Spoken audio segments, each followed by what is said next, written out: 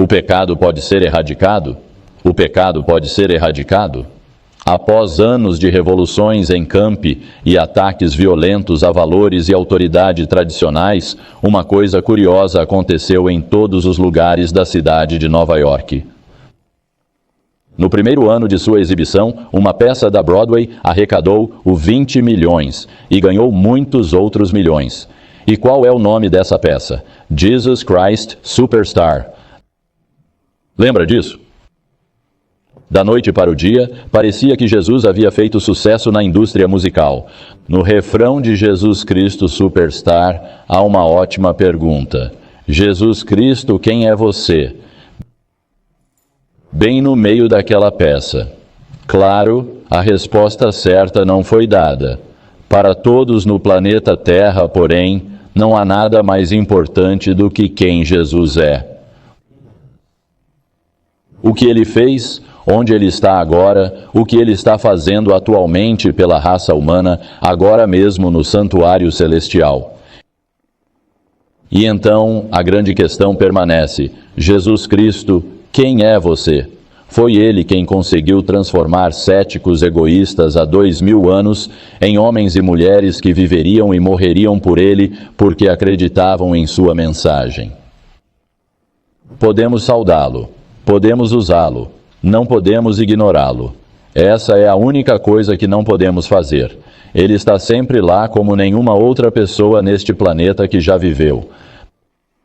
Mas quem é ele? Quem é ele?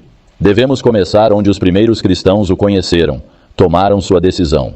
Eles perceberam que ele era um homem como eles eram em sua comunidade, vivendo com eles, participando de atividades, indo aos cultos da igreja. Ele se tornou homem sem um traje espacial protetor,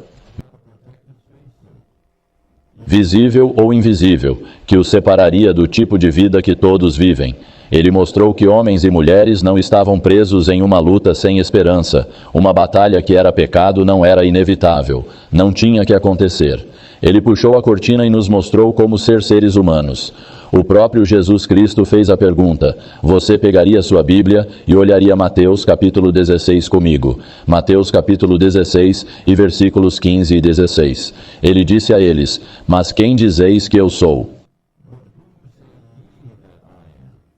Ele tinha acabado de ouvir que alguns dizem que ele era João, alguns dizem que ele era Jeremias, alguns dizem que ele era Elias. Quem vocês dizem, meus discípulos, que eu sou?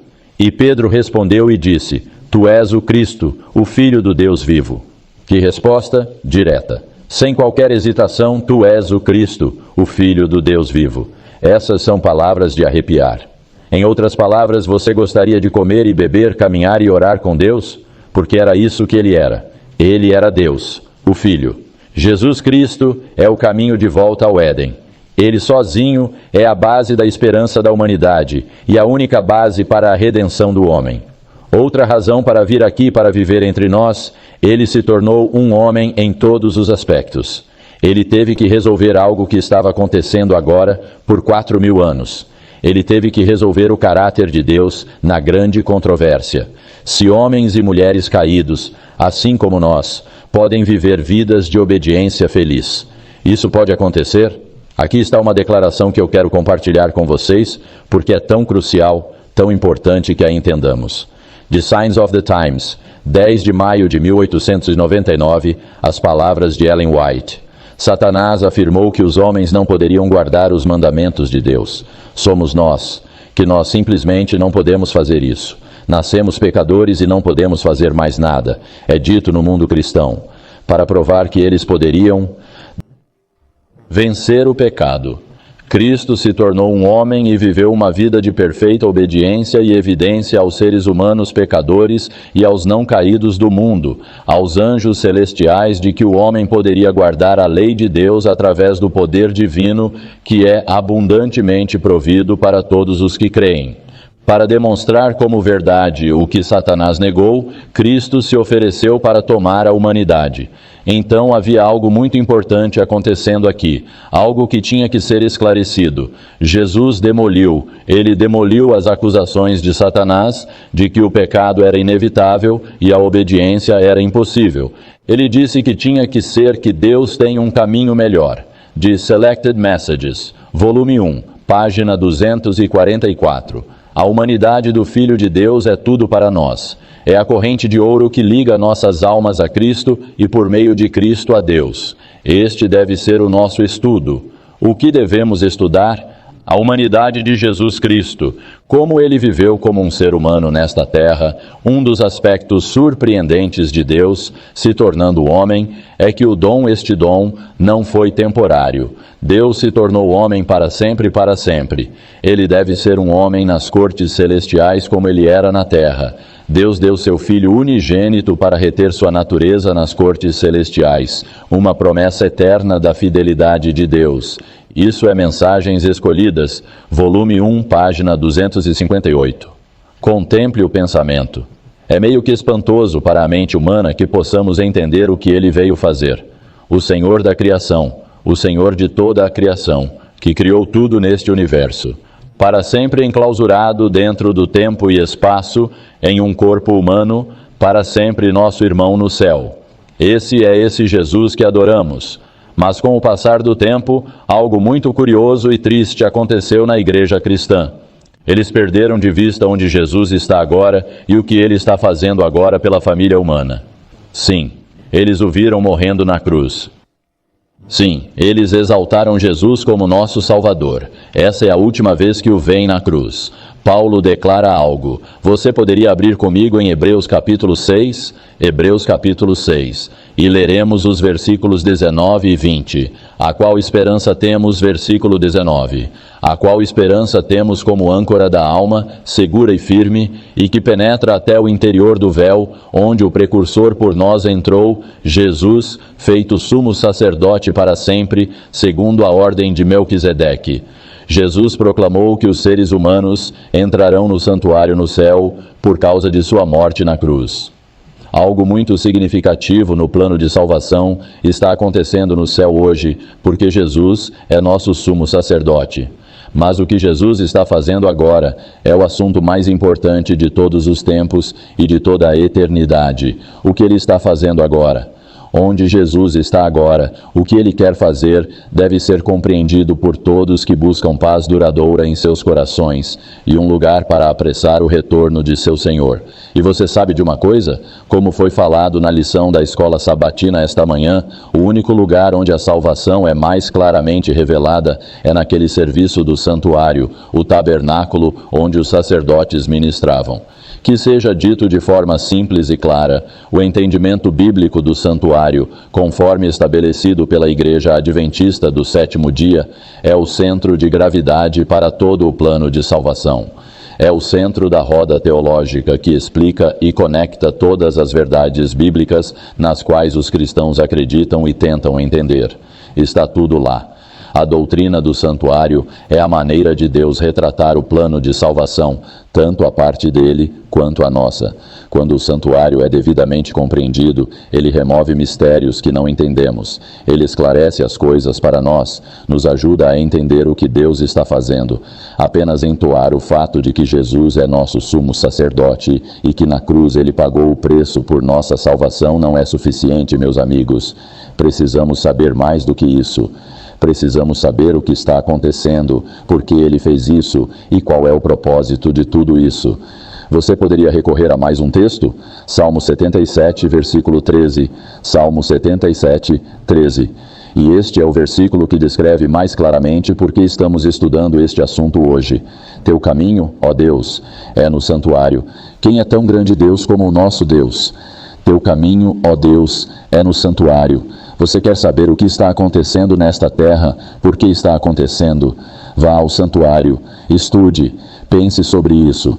A doutrina do santuário deixa claro o que Deus fez por nós e o que Ele está fazendo em nós. Ele estende a todos que aceitam suas provisões aquela graça e aquele poder que impediu Jesus de pecar, para que ele tenha um povo que seja verdadeiramente purificado do pecado. A doutrina do santuário ancorou a Igreja Adventista do Sétimo Dia na história e deu a ela um propósito na existência, porque explicou o significado de 22 de outubro de 1844.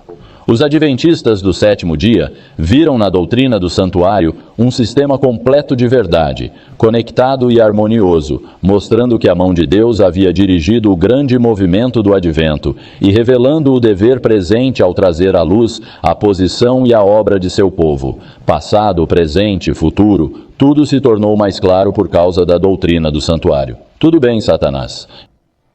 Ele não se importa se os membros da igreja pagam o dízimo, reconhecem o sábado como o dia santo de Deus, até mesmo constroem grandes hospitais, escolas e instituições. Ele não fica muito preocupado se os membros orarem diariamente, pelo perdão de seus pecados, e para que ele retorne em breve a esta terra. Ele não se importa muito com isso, ele pode viver com isso. Mas Satanás odeia algo. Está no grande conflito 488. Ele odeia as grandes verdades que trazem à tona um sacrifício expiatório e um mediador todo-poderoso. Ele sabe que com ele tudo depende de suas mentes desviarem de Jesus e de sua verdade. É isso que ele odeia, se entendermos quem é Jesus e o que ele está fazendo por nós. Em outras palavras, se Satanás pode causar confusão ou tédio com duas verdades centrais na lista de doutrinas adventistas, ele não se importa com o quanto mais podemos saber ou o quanto mais podemos fazer. Se ignorarmos duas verdades centrais, número 1, o sacrifício expiatório de Jesus na cruz, e número 2, o mediador todo-poderoso. Ele é ambas as coisas. A real intenção do plano de salvação é a erradicação de hábitos pecaminosos na vida do cristão aqui e agora. É isso que ele veio fazer por nós hoje. E o que Satanás mais teme é que alguma geração de seres humanos leve Deus a sério e o ouça com atenção em vez de simplesmente ignorá-lo. Satanás sabe. Ele entende as questões aqui. E ele teme. Satanás teme que os adventistas do sétimo dia tomem a palavra de Deus finalmente, de uma vez por todas, e cooperem com ele na erradicação de hábitos pecaminosos. Satanás teme que aqueles que desejam sinceramente a fé de Jesus desenvolvam o caráter de Jesus. É disso que ele tem medo. Satanás teme que aqueles que desenvolvem o caráter de Jesus, por meio da fé no poder permanente de Deus, provem que ele está errado diante do universo observador. É disso que ele tem medo. Há muito tempo, 130 anos, W. Prescott acreditou e apoiou as mensagens de 1888 dos pastores Jones e Waggoner. E ele compartilhou isso. O que eu quero enfatizar é isso, ele disse, que não ir para um lado e ignorar toda a verdade histórica e toda a verdade profética e simplesmente pregar uma mensagem geral de salvação pela fé em Cristo, sem aplicar a mensagem de salvação de Deus pela fé em Cristo a esta geração, não é a pregação que Deus quer nesta geração. Quando essas verdades são pregadas à luz da história do advento e da profecia do advento, ele disse, elas salvarão as pessoas do pecado e do pecado agora. O assunto do santuário e do julgamento investigativo deve ser claramente compreendido pelo povo de Deus. Esses eram os seus pensamentos, e acho que eram corretos. Satanás teme que homens e mulheres outrora acorrentados, cada um com um histórico de egoísmo e fracasso espiritual, finalmente demonstrem que o modo de vida de Deus é o mais feliz, o mais agradável, o mais saudável. Quando o caráter de Cristo, esta declaração é tão importante, sem esta declaração, não há significado para o adventismo do sétimo dia. Parábolas de Jesus, página 69. Quando o caráter de Cristo for perfeitamente reproduzido em seu povo, então ele virá para reivindicá-lo como seu. Isso é tão claro que não pode ser mal interpretado. Houve tentativas de diluir isso, mas diz que, quando uma coisa acontece, a próxima coisa vai acontecer. E a única coisa que tem que acontecer é o caráter de Cristo perfeitamente reproduzido em você e em mim. Quando isso acontece, ele vem. Se não acontecer pelos próximos 100 anos, ele não vem pelos próximos 100 anos. Este é o aspecto crucial de ser adventista do sétimo dia. Satanás, novamente, fica satisfeito se os membros derramarem suas ofertas e derem para vários projetos, construírem as melhores instituições educacionais e médicas que podem ser feitas em todas as terras da terra. receber os elogios dos homens em todos os lugares por programas de rádio e TV saudáveis, e temos muitos deles por clínicas para parar de fumar. Ele não se importa se fizermos isso. Ele ficará satisfeito enquanto toda essa atividade maravilhosa não for crescimento na graça em nossos corações e na qualidade de vida que um dia distinguirá este povo, seu povo, como suas testemunhas fiéis e a única maneira de resolver o problema do pecado para sempre. Agora, como um sacrifício, ele forneceu a base para a salvação do homem. Ele tornou o perdão possível. Como sumo sacerdote, ele fornece o poder para atender às condições do perdão. Há duas partes no que Cristo está fazendo: perdão e poder. Perdão e poder. E entenda ambos. Grande conflito, 488. O arqui-enganador odeia as grandes verdades que trazem à tona um sacrifício expiatório e um mediador todo-poderoso. A má compreensão dessas duas fases vitais levou os cristãos ao erro. Bem, coisas como universalismo. Deus ama a todos, Ele não deixará ninguém se perder, ou graça barata. Ah, você não precisa fazer muito, apenas acredite que Jesus morreu por você e isso é bom o suficiente. Atonement. Atonement é uma expressão da intenção divina de destruir o pecado e os pecadores para sempre. Atonement, a expiação. A restauração da unidade não foi consumada na cruz. O problema do pecado ainda não foi finalmente resolvido. Atonement é experimentado somente quando homens e mulheres vivem uma vida de confiança e dependência em Cristo todos os dias. Para ser um. Tanto o triunfo na cruz quanto a obra de Cristo, como nosso sacerdote no céu, são a esperança e a promessa da renovação e expiação final. Claramente, deve-se ter em mente que a intercessão de Cristo em favor do homem no santuário acima é tão essencial para o plano de salvação quanto foi sua morte na cruz. Isso está no grande conflito 489. Como mediador intercessor, Cristo cumpre dois papéis específicos. Número 1, e este é o crucial, ele silencia as acusações de Satanás contra o caráter de Deus. Ele as coloca para descansar. Sua vida perfeita de obediência está ganhando o direito de Jesus de nos perdoar. Sem isso, não há perdão. E número 2, o poder da graça para dar a cada um de nós, todos os dias, seu poder. Essas duas coisas. Por sua graça, ele é capaz de manter todo homem longe da transgressão. Signs of the Times, 14 de fevereiro de 1900. Você ouviu isso? Vamos ler novamente.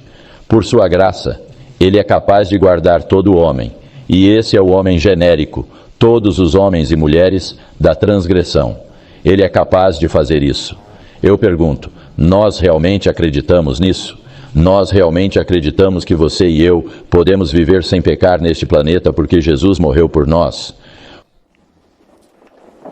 Quando Satanás diz que homens e mulheres pecadores não merecem perdão, que eles não têm direito à vida eterna mais do que ele, que Deus pediu demais de seus seres criados e, portanto, é irracional, Jesus se levanta diante dos mundos observadores como a resposta eterna para essas perguntas.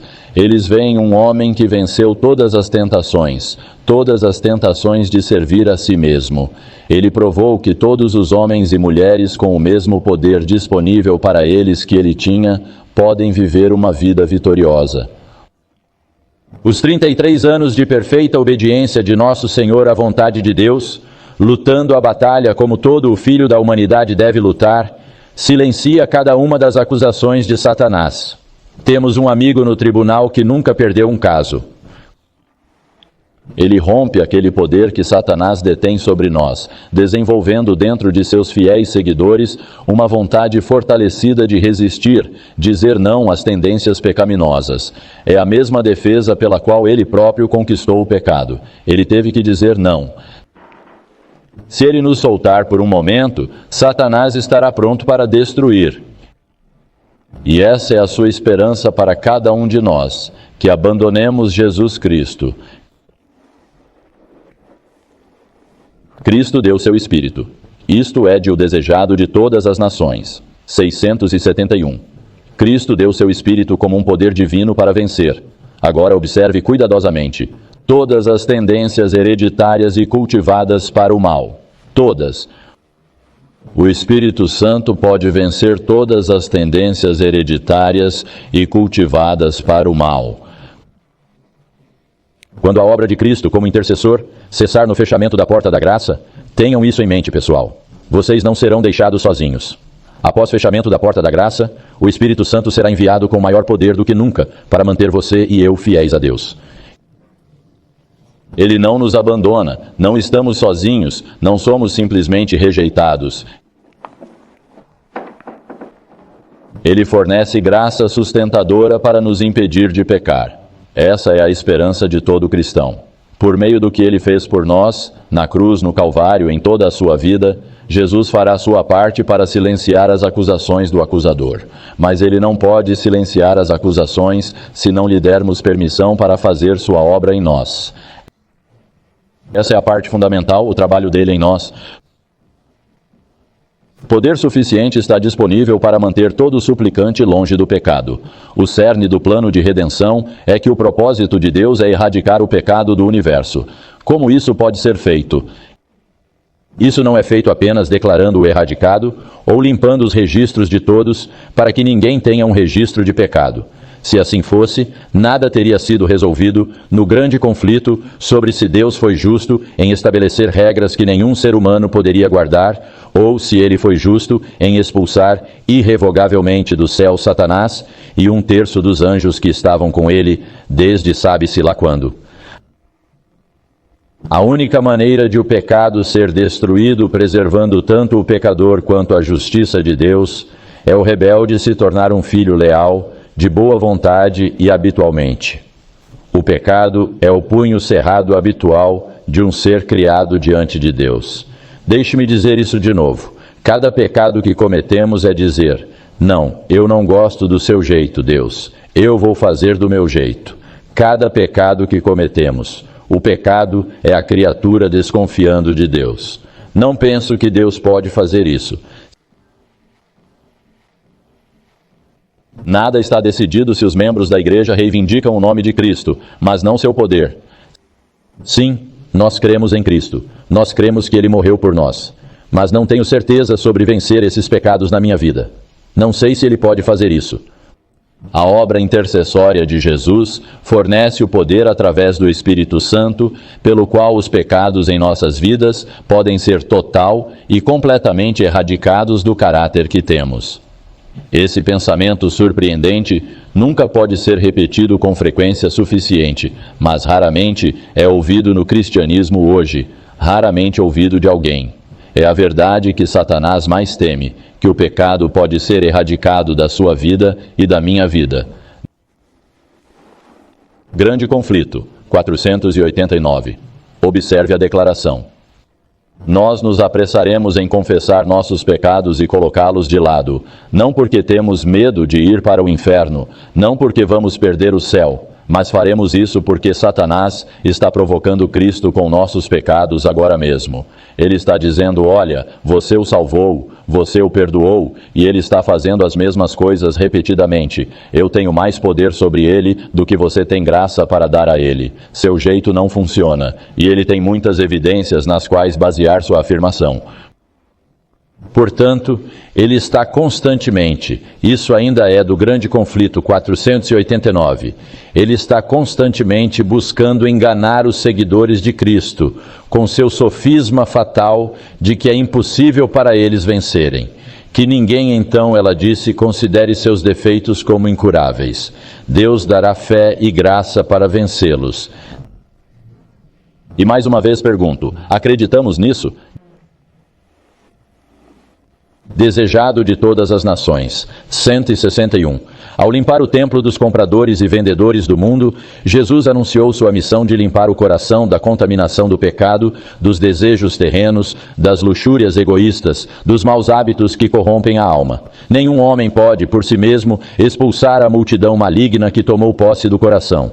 Somente Cristo pode limpar o templo da alma. Isso está claro para nós? Você não pode vencer Satanás sozinho. Isso nunca vai acontecer. Você precisa do poder divino do Cristo que está ministrando para você no santuário celestial todos os dias. E ele não exerceu em seu próprio benefício, somos informados. Nenhum poder que não nos seja oferecido livremente. Signs of the Times, 14 de fevereiro de 1900. Satanás, reivindicando o mundo como seu território legítimo, procurou por todos os meios arrancá-lo das mãos do Redentor. Mas por sua vida e morte de humilhação, Cristo o manteve firme. Ele não se soltou deste mundo. Ele ainda está no comando e concluirá nosso destino. Mensagens Escolhidas, volume 1, página 251. Após a queda do homem, Satanás declarou que os seres humanos eram provados incapazes de guardar a lei de Deus, e ele procurou levar o universo com ele nessa crença. As palavras de Satanás pareciam ser verdadeiras, e Cristo veio para desmascarar o enganador. Com as mesmas facilidades que o homem pode obter, ele resistiu às tentações de Satanás como o homem deve resistir a elas. Acreditamos nisso? Acreditamos que podemos ter o mesmo poder que Cristo teve durante seus 33 anos de vida nesta terra? Deus está preocupado com a erradicação do pecado do universo, meus amigos. Essa é a única coisa da qual ele quer se livrar. A prova viva de que o pecado é desnecessário, de que homens e mulheres podem vencer todas as tendências ao pecado, de que Deus tem sido justo em esperar a obediência como teste de fé. Foi demonstrado na vida de Jesus, será duplamente garantido na vida de seus seguidores, especialmente durante a geração que ouvir este pronunciamento: aquele que é justo, seja justo ainda. Esse é o fim da provação humana, e estamos bem na beira dela neste dia enquanto falamos. A conclusão bem-sucedida da comissão do Evangelho depende em grande parte de cristãos com os quais Deus não ficará envergonhado de se identificar no dia de seu poder. Às vezes, ele tem que ficar bastante envergonhado com as posições que não tomamos por ele. Um dia, ele não ficará mais envergonhado. Todo cristão atencioso sabe que Jesus, em sua vida e morte, reivindicou o caráter e o julgamento de Deus. Sua morte provou que a administração e o governo de Deus são sem falhas. A acusação de Satanás em relação aos atributos conflitantes de justiça e misericórdia foi resolvida para sempre, além de qualquer dúvida. Isso é de Signs of the Times, 12 de julho de 1899. Sua morte provou que o governo de Deus é sem falhas. As acusações de Satanás incluíam que Deus era injusto, que sua lei era falha, o bem do universo exigia que ela fosse mudada. Podemos ajustá-la um pouco. O propósito desta geração, o plano de salvação, é mais do que a salvação dos homens, meus amigos. Não se trata apenas de salvar você e eu. Essa é apenas uma pequena parte do grande plano de Deus. Cristo veio à Terra para reivindicá-lo diante de um universo observador. E isso tinha que acontecer. Ninguém vai para o céu. Quando Cristo morreu, a mesma controvérsia ainda não havia terminado. Embora Jesus tivesse demonstrado que a lei de Deus era justa e podia ser obedecida por todos que dependiam dele, a controvérsia não havia terminado. Se tivesse terminado, por que este mundo passou por mais 2000 anos de dor, sofrimento e pecaminosidade se realmente tivesse terminado na cruz? Foi-nos dito por que não. O desejado de todas as nações, 761. Os anjos nem mesmo então entenderam tudo o que estava envolvido na grande controvérsia. Os princípios em jogo seriam revelados mais completamente. Eles não entenderam isso naquela época. Nós também não estamos entendendo bem agora, eu temo. Deus sabia que Satanás acusaria Jesus de não ter realmente provado nada porque ele admitiu: sim, Jesus teve a vitória sobre minhas tentações, mas ele só provou o que Deus podia fazer porque ele veio do céu. É isso que Deus pode fazer. Os seres humanos não podem fazer isso. E as evidências estão do lado dele novamente. Deus sabia que tais questões tinham que ser resolvidas para sempre. A questão de: a lei de Deus é correta? Pode ser guardada? É necessária? Ele tinha que provar que até mesmo seres humanos pecadores poderiam encontrar coragem nas palavras e no exemplo de Jesus. E pelo mesmo Espírito que impediu Jesus de ceder, pode nos impedir de ceder. Tal registro de fidelidade resolveria para sempre todas as questões a respeito de sua justiça, misericórdia e graça para ajudar em momentos de necessidade. Youth Instructor, 11 de outubro de 1894. Cristo era o especial que deveria ferir a cabeça da serpente, mas, e este é o ponto-chave, pessoal, mas a profecia também inclui todos aqueles que vencerão o inimigo pelo sangue do Cordeiro e pela palavra de seu testemunho. Aqueles que se levantam para reivindicar a honra da lei de Deus serão objetos da inimizade de Satanás. Sempre que uma alma toma uma posição decidida pela verdade, a cabeça da serpente é ferida pela semente da mulher. Isso significa você e eu. Participe do ferimento da cabeça de todo esse problema da grande controvérsia que vem acontecendo há 6.000 anos. Muitos são os conselhos à igreja que enfatizam a relação direta entre a obra de Cristo no lugar santíssimo e sua obra na vida de seus seguidores. Aqui está um que vale a pena considerarmos. Volume 7 do Comentário Bíblico, 933. Agora Cristo está no santuário celestial. E o que ele está fazendo? Fazendo expiação por nós, purificando o santuário dos pecados do povo. Devemos nos purificar de toda contaminação. Devemos nos purificar de toda imundície da carne e do espírito, aperfeiçoando a santidade no temor de Deus. Algo especial está sendo pedido por Deus a seus seguidores neste último período da história da Terra. O povo de Deus alcançando a qualidade de fidelidade que ele espera, para a qual ele lhes dará todo o poder necessário para alcançar, afeta significativamente o quão cedo Jesus pode completar sua obra no lugar santíssimo do santuário celestial. O atraso não foi devido à ineficiência celestial ou a uma mudança em seus planos. Agora ouça isto, e isto se torna a parte crucial do porquê estamos falando sobre este assunto hoje e que diferença isso faz. Em Evangelismo, páginas 695 e 696, leia novamente com cuidado. Os Adventistas. Após a grande decepção em 1844, se tivessem mantido firme sua fé e seguido unidos na providência inicial de Deus, recebendo a mensagem do terceiro anjo e no poder do Espírito Santo, proclamando-a ao mundo, eles teriam visto a salvação de Deus, o Senhor teria operado poderosamente com seus esforços, a obra teria sido concluída e Cristo teria vindo antes disso para receber seu povo e sua recompensa. Isso significa que estamos muito atrasados em nossa situação.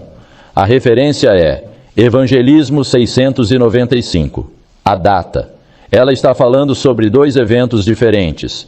Este aconteceu logo após 1844, e o que veio depois foi depois de 1888, mas este foi depois de 1844.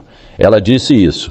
Se todo o corpo adventista tivesse se unido nos mandamentos de Deus e na fé de Jesus, quão amplamente diferente teria sido nossa história.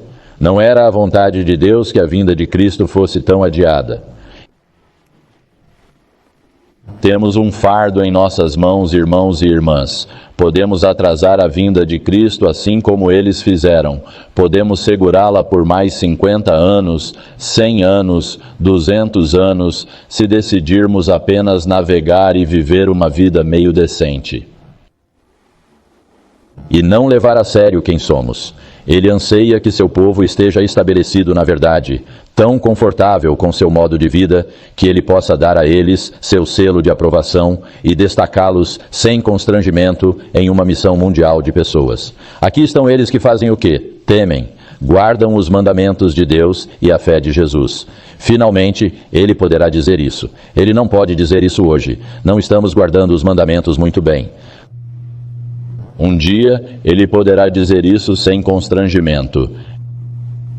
Evangelismo, novamente, páginas 695 e 696.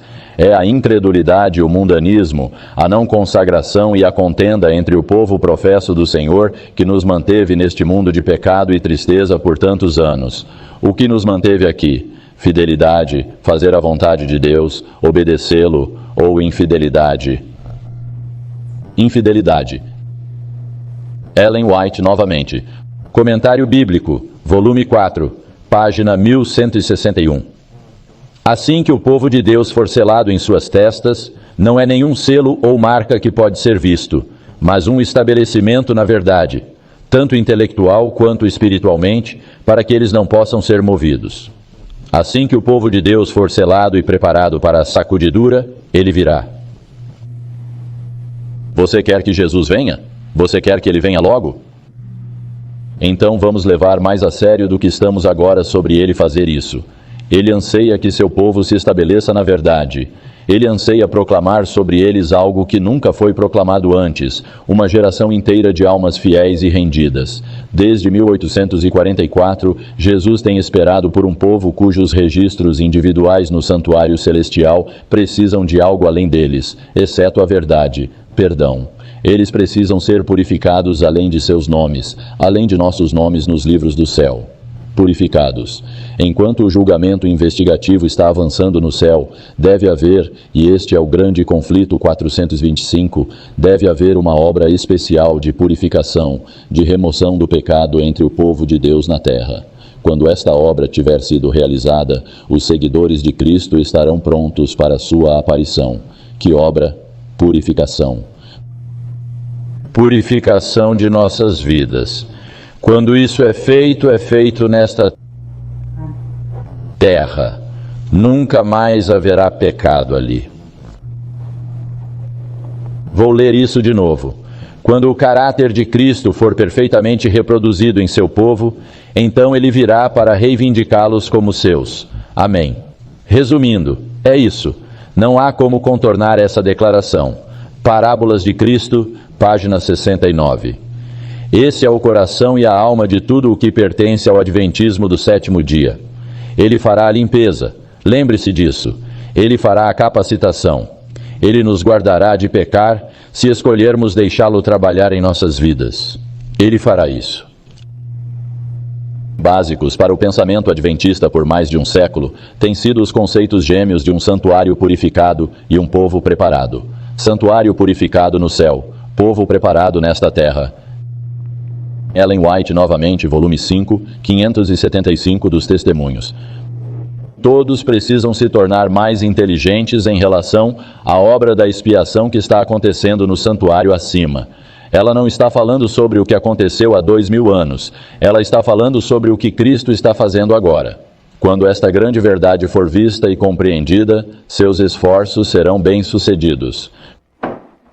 Quando esta grande verdade, a verdade da compreensão do santuário acima, seus esforços serão bem-sucedidos. A fé deles será analisar cuidadosamente suas vidas e comparar seus caracteres com o grande padrão de retidão. A purificação do santuário, meus amigos, era para limpar o povo, cada um deles, de seus pecados. Não mais rebelião, não mais punhos cerrados, fazendo do jeito de Deus o tempo todo. Isso pode ser feito? Satanás diz não, Deus diz sim. Em quem você escolhe acreditar? Uma série de artigos da Review. Isso é algo que não foi feito apenas por um ou dois, não apenas por Ellen White. Em uma série de artigos da Review, Haskell enfatizou o mesmo tema, que um povo preparado na terra corresponde a um santuário purificado no céu. Eles andam juntos. Eles não podem ser feitos separadamente.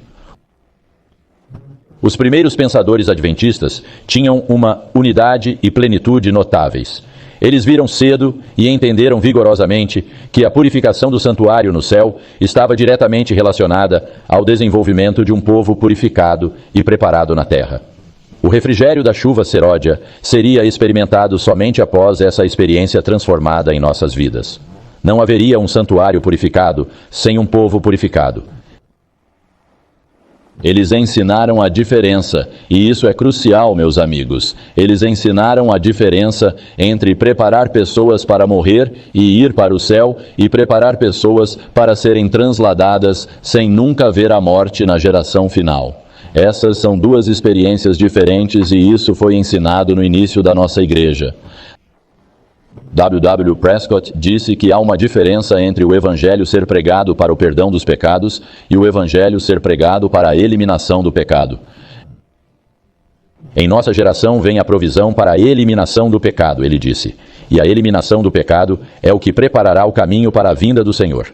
E quando essas verdades são pregadas à luz da história do advento e da profecia do advento, elas salvarão as pessoas do pecado e do pecado agora. Elas prepararão um povo para ficar-me pé na hora da tentação que enfrentamos, e prepararão um povo para encontrar o Senhor no ar, e assim estar para sempre com o Senhor. E essa é a mensagem a ser pregada nesta geração. Essa é a nossa mensagem. Vitória sobre todo o pecado para que Jesus possa vindicar sua lei, seu caráter e seu governo. Uma coisa é muito clara: Deus não é um contador desonesto. Ele não escreverá purificado no registro de ninguém desta última geração se a vida dessa pessoa não tiver sido purificada pelo poder interior do Espírito Santo. Prescott escreveu isto: neste tempo de apagamento do pecado no santuário celestial, deve haver uma experiência especial de salvação do pecado entre aqueles que esperam a vinda do Senhor. W.D. Forsey disse isso. Ele disse que o trabalho no lugar santíssimo um dia será concluído simplesmente por falta de negócios. Os pecadores continuarão pecando. Os justos, eventualmente com a ajuda de seu mediador todo-poderoso, não estão mais pecando. Não há mais necessidade de uma oferta pelo pecado. O fim do tempo de graça nos leva a este fato maravilhoso, ele disse, que tão certamente quanto os ímpios chegaram ao ponto sem retorno, assim os justos passaram por esse ponto. Sabe, eu gostaria que isso acontecesse logo. Passado esse ponto sem retorno, aquele que é santo, que seja santo ainda. Um povo verdadeiramente purificado. Tudo isso nos traz de volta ao ponto principal. O pecado é inevitável e incontornável porque somos seres humanos fracos? Essa é a questão que fica suspensa diante do universo. Essa é a pergunta que Satanás joga na cara de Jesus. Pecadores não podem fazer isso. Uma compreensão clara da doutrina do santuário mudará esse quadro triste, mas não desesperador. Duas coisas que são cruciais aqui. Ellen White, Caminho a Cristo, 63. Nossa única base de esperança está na justiça de Cristo imputada a nós, creditada a nós, e naquela operada por seu Espírito operando em e através de nós. Essa é nossa única esperança. Se vamos para o céu e fazer parte de sua família. Satanás, em uma de suas mentiras gigantescas, diz que a obediência é impossível, que as leis e expectativas de Deus são impossíveis de cumprir. Na verdade, uma das falhas do universo, diz Satanás, é que Deus é injusto ao condenar aqueles de sua criação por desobedecê-lo, porque ele pede o impossível. Quem está certo? Deus ou Satanás? Essa é a questão em jogo. Quem está certo? Quando se olha ao redor para a ganância, a violência, o ódio e a infidelidade do homem, parece que Satanás está certo em suas acusações. Isso nunca vai acontecer. Não pode acontecer. A questão foca em se Jesus é capaz ou não de vencer. Se ele não pode purificar o pecador de seus pecados, se sua graça é para ajudar em tempos de necessidade, mas não é suficiente para impedir que seus seguidores caiam em pecado, se sua intercessão celestial é falha pela incapacidade de impedir que você caia, então Satanás está, em última análise, certo. Ele vence a grande controvérsia. Deus então teria sido exposto como injusto em pedir muito de sua criação, e ele seria visto como incompetente. Ele não consegue fazer isso. É grande demais para ele. Graças a Deus que não é isso que está acontecendo. Não é isso que está acontecendo. Gloriosa é a notícia de que os seres humanos podem lidar com a tentação e ser vencedores.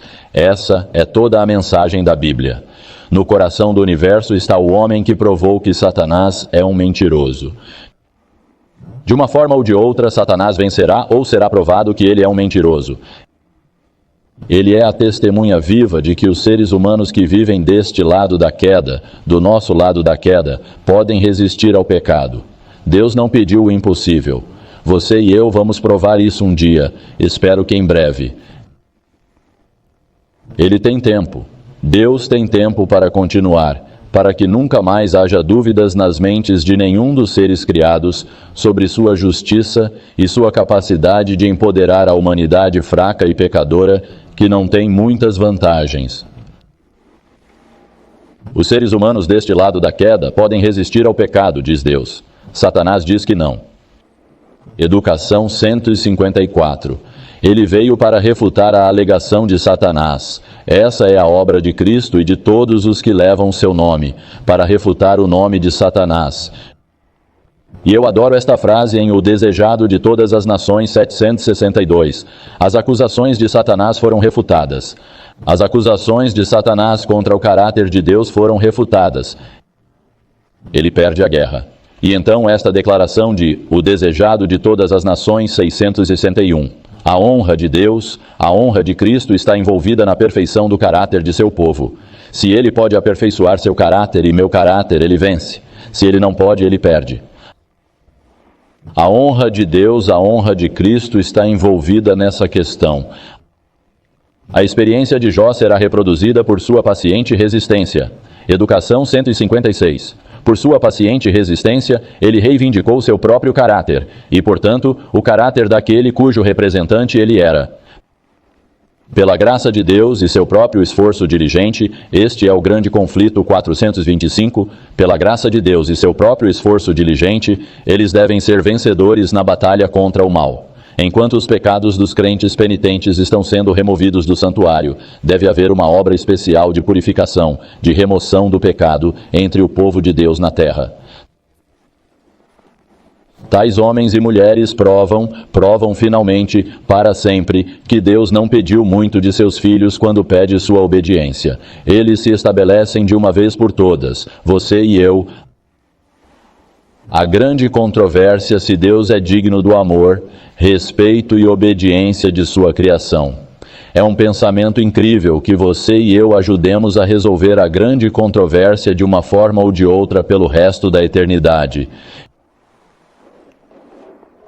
Estamos dispostos a ser esse grupo de pessoas? O problema de Deus, veja bem, é muito simples. Como salvar pecadores sem destruir o pecado? Como destruir o pecado sem destruir os pecadores? Como se livrar do pecado sem se livrar de você e de mim? Como nos levar para o céu sem levar alguma infecção que vai começar todo esse processo novamente por todo o universo? Separar o pecado dos pecadores é um grande problema, até mesmo para Deus. A questão é: Deus será capaz de produzir um povo que esteja seguro e livre do pecado, para que ele possa fechar o santuário, encerrar a obra de perdoar pecados? Ele pode fazer isso? Graças a Deus, no santuário, no serviço do santuário, descobrimos que Deus é capaz de terminar o que ele começa. Está escrito que até 2.300 dias, então o que será o santuário? Purificado. Essa é a questão da última geração. Purificação. No santuário, Deus resolve o problema de salvar pecadores sem salvar o pecado. Ele separa o pecado dos pecadores para que ele possa queimar o pecado sem queimar os pecadores. É isso que ele quer fazer com cada um de nós. E o serviço do santuário é o coração disso. Pense no serviço do santuário por um momento. O pecador arrependido traz seu sacrifício por seu pecado até a porta do santuário. Ele vem até o altar do sacrifício no pátio. Ele deita sua cabeça sobre o animal e confessa seu pecado sobre aquele animal. Neste ato, ele transfere o pecado de si mesmo para o substituto, o animal inocente. O homem era culpado, mas agora o substituto carrega sua culpa. Morrer sem derramamento de sangue não é remissão de pecado. O substituto deve morrer. Aqui está um dos pontos mais vitais em todo o serviço do santuário. O pecador deve matar o sacrifício. Não o sacerdote. Não o sacerdote no perdão do pecado. O pecador era obrigado a matar o sacrifício que o indivíduo trazia por seu pecado individual. Por quê? Porque era seu pecado que tornava necessária a morte daquele animal. E é o nosso pecado que torna a morte de Cristo necessária. Vamos olhar para mais um texto agora. Está no Antigo Testamento. Está no livro de Zacarias, um daqueles livros difíceis de encontrar no final do Antigo Testamento. Zacarias capítulo 12. E vamos olhar para o versículo 10. Zacarias capítulo 12, versículo 10. E derramarei sobre a casa de Davi e sobre os habitantes de Jerusalém o espírito de graça e de súplicas, e olharão para mim a quem traspassaram, e prantearão por ele como quem pranteia por seu filho único, e chorarão amargamente por ele como quem chora amargamente por seu primogênito.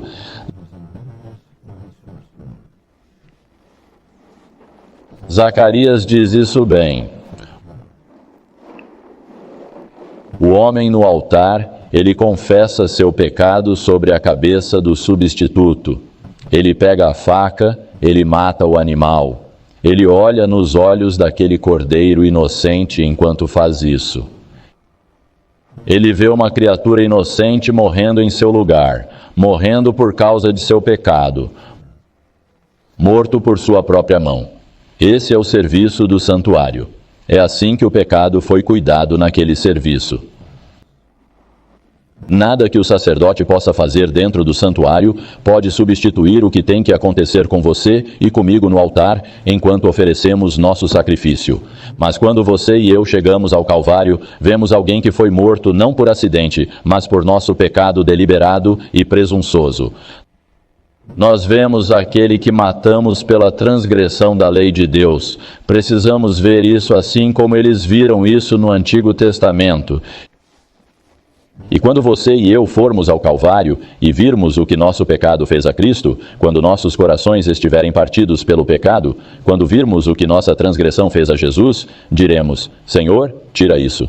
Por favor, tira isso para sempre. Leve-o embora. Quando o cirurgião geral anunciou que a pesquisa científica mostrou que os cigarros causam câncer de pulmão, uma porcentagem muito pequena de fumantes parou. O resto continuou fumando e milhares começam a fumar todos os dias.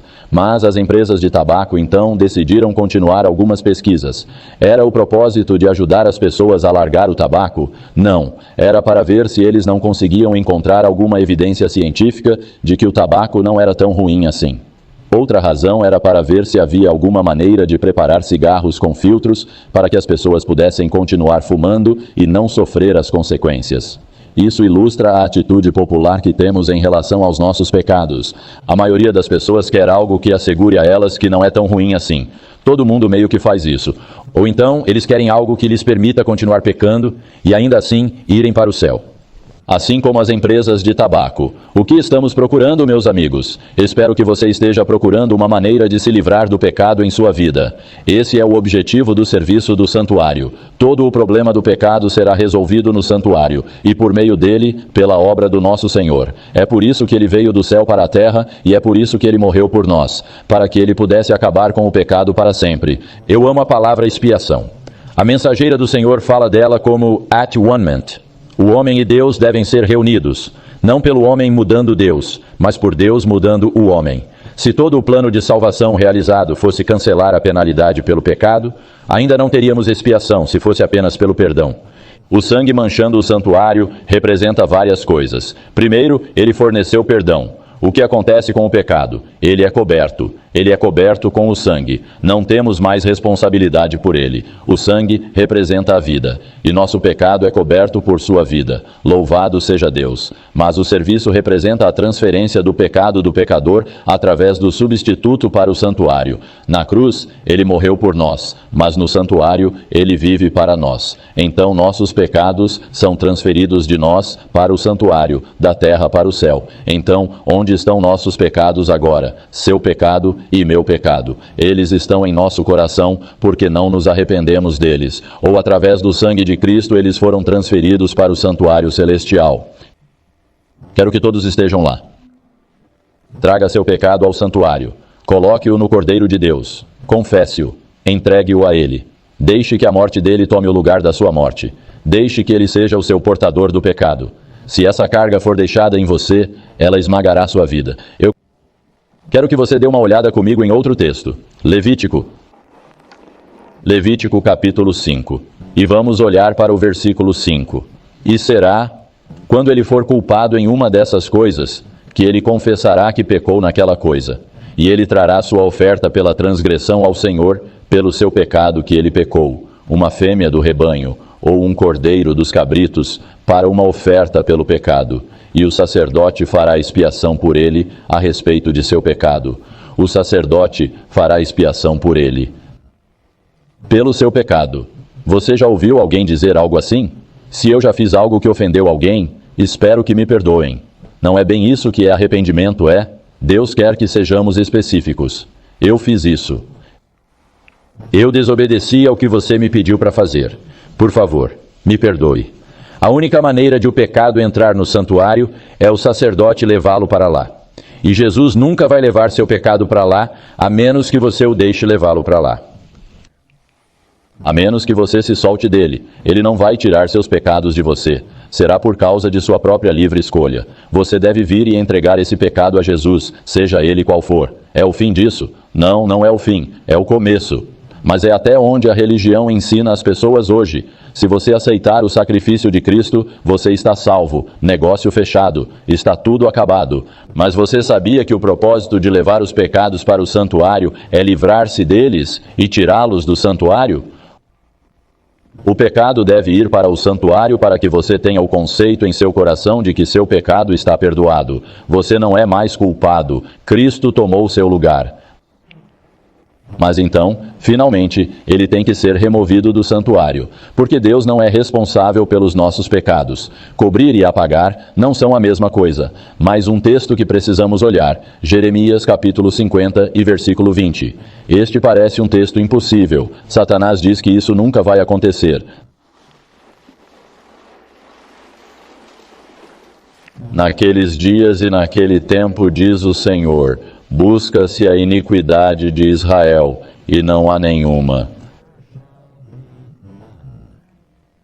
E os pecados de Judá, e eles não serão encontrados, porque eu perdoarei aqueles que eu reservo. Em quem você acredita, Deus ou Satanás? Chegará um tempo em que não haverá um único pecado que vá para o santuário celestial do povo fiel de Deus, antes que Jesus venha. Antes desse tempo. Esse é o propósito da morte de Jesus para dar fim ao pecado. Não apenas para perdoar seu pecado, mas para dar fim a todos os pecados no universo. Deus quer nos ensinar como ficar limpos e nos manter limpos do pecado. Essa é a chave. Isso pode ser feito, diz a Bíblia. Tem que ser feito. Você quer ter certeza de que seus pecados estão cobertos no santuário celestial? Você quer se livrar deles? Coloque esses pecados no Cordeiro. Ele pode cuidar disso. Agora mesmo fale com Jesus. Dê a ele seus pecados. Dê a ele. Mais um texto de Levítico. Levítico capítulo 16. Vamos ler o versículo 29. E isto será para vós um estatuto perpétuo, que no 7º mês, no 10º dia do mês, afligireis as vossas almas, e não fareis trabalho algum, quer seja o natural da vossa terra, quer o estrangeiro que peregrina entre vós. Porque naquele dia o sacerdote fará expiação por vós. Para quê? Para vos purificar, para que sejais limpos de todos os vossos pecados diante do Senhor. Quando o dia da expiação terminou, havia um santuário limpo, havia um Israel limpo. Agora, como fica o povo? Eles também ficarão limpos? Amigos, até que o povo fique limpo, o santuário nunca será purificado. Ele não pode ser purificado. Para purificá-lo, para que você fique limpo de todos os seus pecados diante do Senhor. O propósito do sacrifício no serviço diário era levar os pecados para dentro do santuário. O propósito do sacrifício no dia da expiação é levar os pecados para fora do santuário, de volta para aquele que os instigou a todos. Essa é a chave de como a salvação funciona em nossas vidas.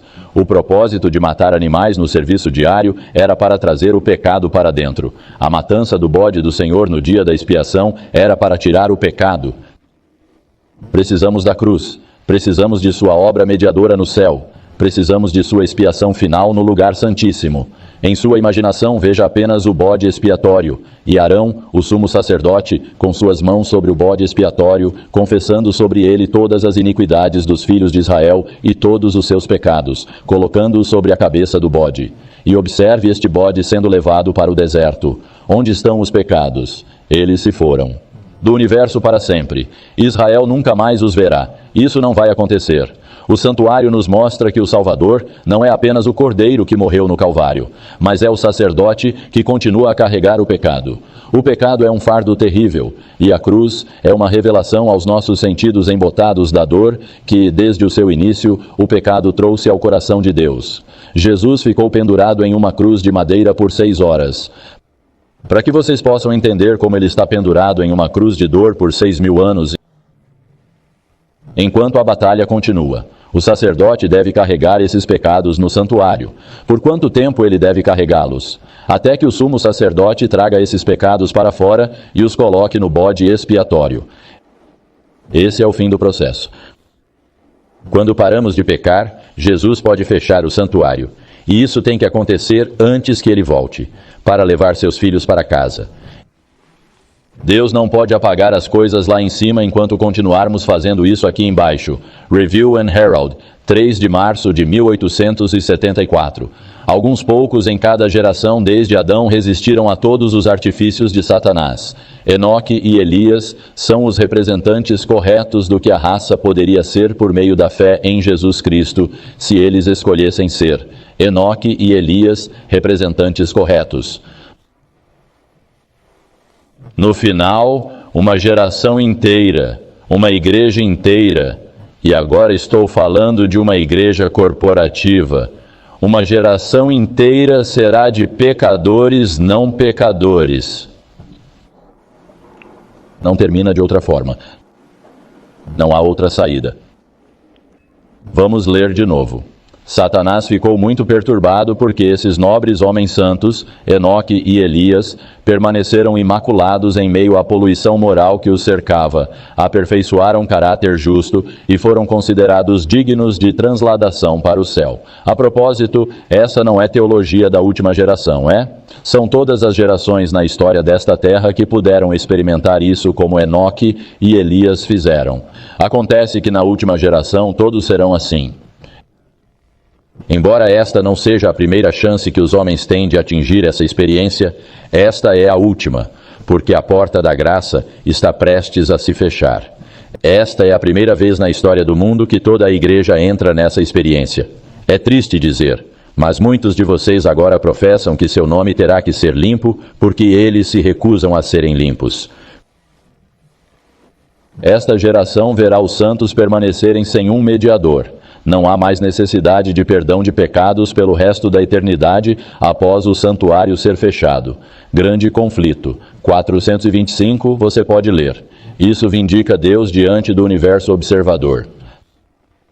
Testemunhos, volume 8, 331. E alguém diz, não vejo como isso vai acontecer. Não vejo isso acontecendo hoje. Eu também não, meus amigos. Mas Deus diz que vai. Em quem você acredita? Satanás diz que não vai. Deus diz que vai. Em quem você confia? Ou você acredita no que Deus diz quando você não consegue ver? Foi assim que Israel atravessou o Mar Vermelho. Foi assim que os muros de Jericó caíram. E é assim que você e eu, individualmente e como igreja, entraremos nessa experiência. Deve ser assim porque a honra de Deus está em jogo. A credibilidade dele está em jogo. Pense desta forma. Na sexta-feira, a mãe está limpando a casa toda para o sábado. Agora mesmo, ela está esfregando a cozinha. Quando ela está quase terminando, um dos meninos aparece com os pés enlameados e anda direto pelo chão limpo dela. Então, o que a mãe fará agora? Bem, ela vai esfregar mais um pouco, não vai? E o tempo que ele está cuidando? Mary chega da escola e seus pés também estão enlameados. Quanto tempo vai levar para a mãe realmente limpar a cozinha? Isso depende de quando as pessoas pararem de pisar na lama. É tão simples assim. Lembrem-se, amigos, os pecados que contaminam o santuário não são os pecados dos pagãos e infiéis. São as transgressões do povo de Deus, o povo professo de Deus, que fazem uma corrente de pecado contaminador no santuário acima. Quando o santuário pode ser purificado? Quando a corrente para de ir daqui para lá. É quando o santuário pode ser purificado. Estamos no grande dia da expiação. Volume 5, Testemunhos, página 520. E a obra sagrada de Cristo para o povo de Deus que está acontecendo no momento presente no santuário celestial deve ser nosso estudo constante. Como estamos indo nisso? Deve ser nosso estudo constante como vivenciar isso.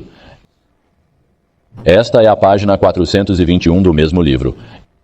Este é o grande dia da preparação, e a obra solene que está acontecendo no santuário acima deve ser mantida constantemente diante do povo. Nós nem falamos mais sobre isso. Quando esta grande verdade for vista e compreendida, aqueles que a sustentam trabalharão em harmonia com Cristo para preparar as pessoas para ficarem em pé no grande dia de Deus, e seus esforços serão bem-sucedidos. Você já ouviu falar sobre terminar a obra? Isso é terminar o trabalho. Quando os pecados forem destruídos para sempre deste universo, o objetivo do santuário é nos levar àquela experiência onde Deus pode nos olhar como pecadores redimidos. Cristo morreu no Calvário por 3 razões. Número 1, ele morreu para que todos os homens pudessem ter uma chance. Ele morreu para que os pecados pudessem ser perdoados. E ele morreu para que os pecados fossem apagados. Há 3 trabalhos a fazer. E Jesus, como cordeiro, sacerdote e sumo sacerdote, faz todos os 3. Ele não pode perdoar nossos pecados a menos que confessemos. Ele não pode apagar nossos pecados, a menos que por sua graça tenhamos vencido. O que ele está esperando? Ele está esperando pela purificação do santuário. E isso começa no meu coração, em nenhum outro lugar. Ele vai tirar o pecado, eliminá-lo, erradicá-lo, apagá-lo. Você está com ele nisso? Você quer que ele faça isso em seu coração? O pecado é apagado antes que ele volte a esta terra. Purificado do santuário, porque foi purificado dos corações e vidas de seu povo. Nós cantamos isso, há poder no sangue. Nós cremos nisso? Acreditamos que existe esse poder? No sangue de Cristo. É só uma questão de contar alguma história tola, ou alguma fofoca, ou alguma crítica. Não faz muita diferença. Todo mundo faz isso. Então não há nada tão sério para orar. Você vê nosso problema? Nós menosprezamos os pecados em nossas vidas.